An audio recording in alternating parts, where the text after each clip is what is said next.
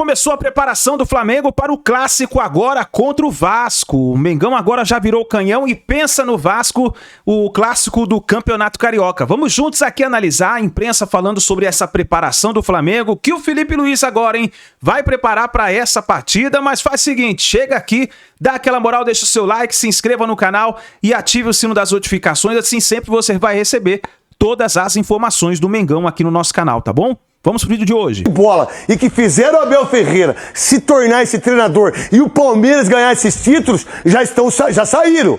Poucos ficaram, que por sinal, o mais monstruoso pra mim é o Rafael Veiga. Aí ficou o Everton, Rafael. Você vê Gomes. Então, e o Gomes? É muito pouca gente. E aí é normal essa oscilação, mas também não é normal ser tão chato, tão mascarado, tão achar que é o dono do poder, o Palmeiras achar que nunca mais vai perder e que isso não é pra acontecer. Ou o Palmeiras tem uma situação diferente de entender e a torcida entender o que o Palmeiras tem que fazer daqui pra frente. Por quê?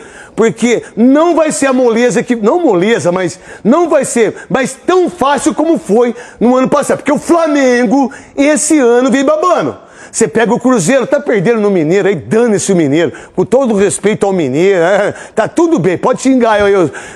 O Cruzeiro vai jogar. O Internacional vai jogar. O Grêmio vai jogar. O Corinthians tá voando. O Flamengo vai jogar. Bora pra cá que o Pedro Henrique Torre tá chegando aqui conosco também para trazer mais informações, já aquecendo este clássico do sábado. Tudo bem, Pedro? Seja muito bem-vindo, amigo. Um beijo grande para você.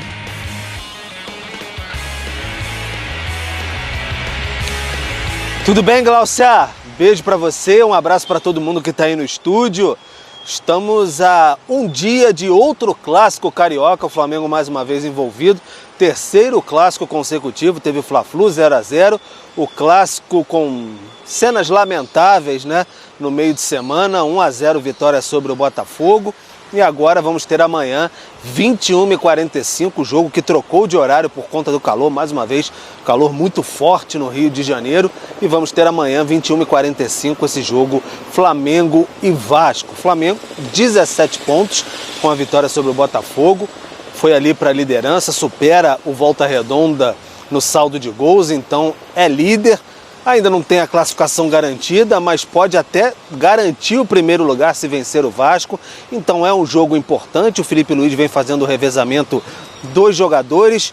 O treino que estava marcado para amanhã vai ser agora à tarde no Ninho do Urubu. Então, de fato, o Felipe Luiz vai observar quem ele vai poder levar a campo. A tendência é de um time mais forte, mais próximo do titular. Por que a gente não diz que é o time titular completamente? Porque o Gerson foi expulso contra o Botafogo, então automaticamente está fora, está suspenso. O Alexandro ainda tem o problema da lesão grau 1 na coxa esquerda, também fica fora.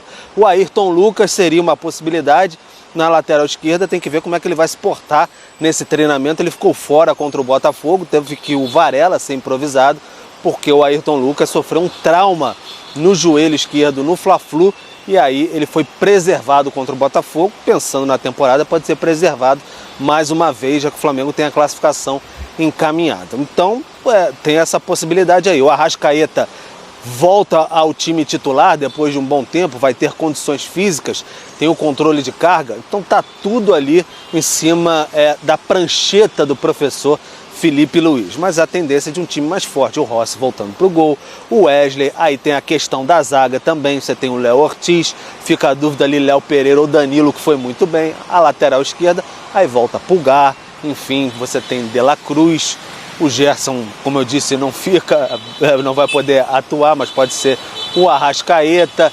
Você tem os outros jogadores que vêm muito bem, Bruno Henrique, Plata, o Michael, enfim, aí dá para compor um time quase titular contra o Vasco. Então o Flamengo aos poucos vai tentando controlar a carga, que é uma expressão utilizada muito pelas comissões técnicas hoje em dia, né? Ainda mais se tratando de futebol brasileiro, e ao mesmo tempo dar competitividade a esse time, alternando também a situação ao modelo, não o modelo de jogo, mas o sistema tático às vezes do Felipe Luiz. Então o Flamengo chega forte para esse jogo contra o Vasco, é um clássico, é o terceiro jogo consecutivo, e aí no outro fim de semana última rodada da Taça Guanabara contra o Maricá. Pode ser que dê um descanso que o Flamengo, quem sabe, pode até chegar, dependendo dos outros resultados, se vencer o Vasco, pode chegar já com o primeiro lugar garantido. Então o Flamengo trabalhando neste sentido, porque depois, como eu tenho dito, Gláucia, tem essa questão agora de poder ainda revezar, segurar, optar. Depois, quando entrar em decisão de vaga, final de Campeonato Carioca, Brasileiro, Libertadores, aí não vai ter mais espaço para ninguém, não vai dar para cestar, não vai dar para brincar não. Tá certo, Gláucia? Tá certo, Pedro. A gente também ainda não sextou, então estamos aqui, então segue todo mundo trabalhando, afinal de contas, fim de semana é o agito para nossa área, né? Então esse sextar aí fica um pouquinho de lado. Vamos direto também com o Rodrigo Jufo para trazer o lado do Vasco e aí a gente já passa um pouco do panorama que vai ser esse clássico de amanhã. Tudo bem, Jufo? Seja bem-vindo aqui ao nosso Sport Center. Um beijo para você. Uma lenda. Oi, Gláucia, amigos do Sport Center. É a primeira semana decisiva do Vasco no ano. Sim, em fevereiro, no segundo mês, o técnico Fábio Carille já vive momentos decisivos à frente do Cruz Maltino. Afinal, a partir desse sábado, o time encara o Flamengo pelo Campeonato Carioca. Na terça, viaja até Cariacica para enfrentar a União Rondonópolis, valendo uma vaga na Copa do Brasil. Lembrando que o Vasco tem que vencer esse jogo. Um empate não classifica mais a equipe carioca. E no final de semana seguinte, o Vasco enfrenta o Botafogo no outro clássico, num duelo que pode valer uma vaga no Campeonato Carioca na semifinal. Então já são 3 jogos decisivos nessa semana, mas a notícia é boa. O Felipe Coutinho voltou a treinar com a equipe, ele que ficou de fora na última rodada contra o Sampaio Corrêa por conta de um desconforto muscular, deve reforçar o Vasco no meio-campo e vai ser titular contra o Flamengo. Outra novidade é o Meia Paulinho, que também foi desfalque na rodada passada, mas por conta da sequência de jogos, o técnico Fábio Carille preferiu deixar o Meia de fora contra o Sampaio Corrêa e ele deve voltar à equipe no meio-campo diante do Flamengo. Uma novidade na zaga é o Maurício Lemos, que chegou essa temporada do Galo como reforço, mas só vinha treinando com a equipe para aprimorar a forma física. Agora ele deve ser relacionado pela primeira vez para enfrentar o Flamengo no Clássico dos Milhões, mas deve ser uma opção do Fábio Carille no banco de reservas.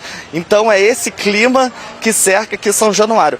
Ou é do céu ou é o inferno. O Vasco pode vencer o Flamengo e encostar nos líderes da Taça Guanabara, ficar entre ali os 4 primeiros na ponta da tabela, ou se perder para o maior rival, pode deixar o G4 e aumentar ainda mais a pressão para esses 2 jogos na Copa do Brasil e para o clássico contra o Botafogo. Gláucia. Boa, Jufo. Obrigada também pelas informações. Boa sequência aí para você, também acompanhando este pré-clássico do Vasco. A gente tem as prováveis escalações aí, são cenários bem diferentes, né? Embora os dois times trabalhando ali com ponta de tabela nesse Campeonato Carioca, o Flamengo uma vida mais tranquila, a gente pode dizer assim, né? Até pro Felipe Luiz rodar o seu elenco, fazer os seus testes, vem de vitória em Clássico, vitória em Supercopa, enfim, é um outro clima para esse Flamengo para chegar nesse Clássico contra o Vasco. E aí o provável time que o Felipe Luiz deve levar a campo amanhã. Time muito forte, né? Claro, tem a ausência do Gerson, tem as expulsões da última partida do Clássico.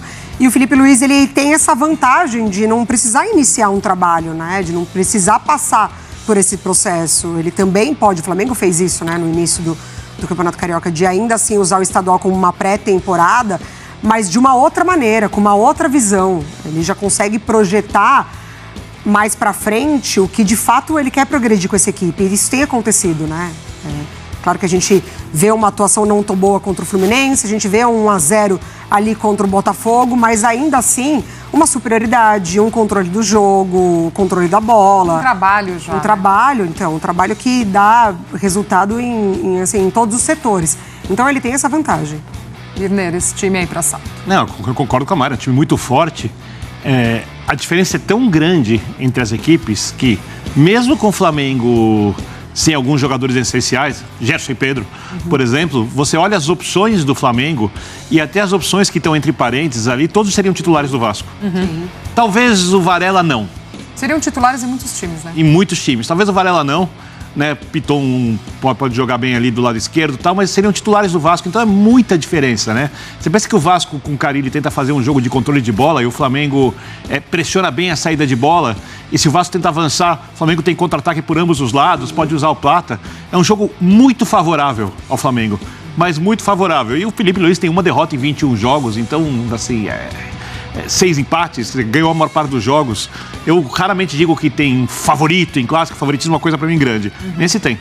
Uma distância muito grande. E tem muita diferença, não só no que a gente está falando em campo, né, das peças, essa profundidade de elenco, é esse trabalho que também já está mais avançado, o Carille chegando e tendo muito que trabalhar com o que tem em casa, porque o Vasco também no mercado tem levado muita porta na cara e está difícil até de trazer uma peça ou outra, de dar uma opção a mais para o Carille montar esse time. E o Jufo até traz a informação para a gente, se a gente tiver até também um provável Vasco aí do Carille, faz favor, pessoal.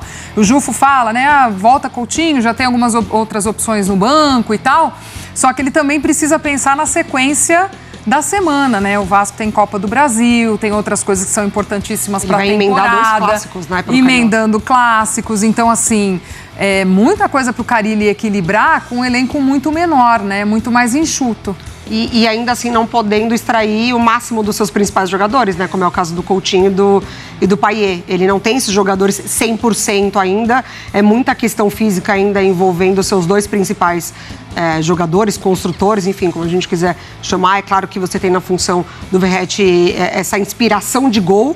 E ali é uma confiança de que não precisa de tantas bolas assim para ele dar conta do recado, né? O problema é que o Vasco quase tem só uma única maneira de acessar o Verratti, né? Justamente por isso, ele fica muito preso nessa condição de ter o melhor dos seus meias e aí você tem o melhor dos seus laterais. E até, né, Birner, nesse início de temporada também, caras que são peças importantes aí, Paulinho, Jair, ainda também retomando o melhor de sua forma física, tiveram lesões importantes na temporada passada, até quem o Carille tem em mãos também, ainda não a 100%, né? A Mari pontua Payet e Coutinho, mas de outros caras também que são fundamentais aí para essa espinha dorsal. Respeitosamente, é o que ele tem.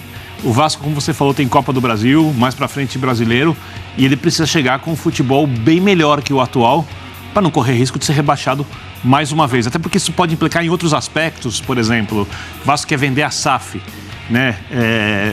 Uma SAF com time em segunda divisão é mais difícil de ser vendido, com time às portas, né? Na porta de chegar à segunda divisão de novo. Então, a situação do Vasco é muito complexa, dentro de campo, extra-campo. Quando o Carille bate muito na tecla da construção do jogo por dentro, eu entendo ele.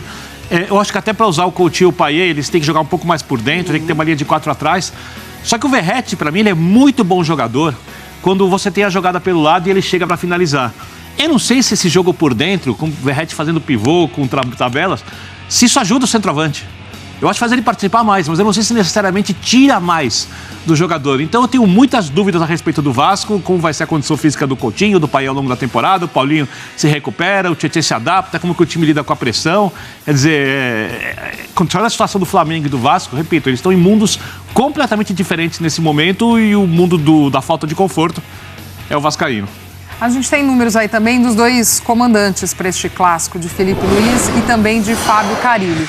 Tem muito esse contexto do que a gente está falando, né? Um trabalho do Felipe Luiz de um tempo a mais já e também que encaixou muito rápido, que se estruturou muito rápido nesse Flamengo. Com 21 jogos, 14 vitórias, 6 empates e apenas uma derrota.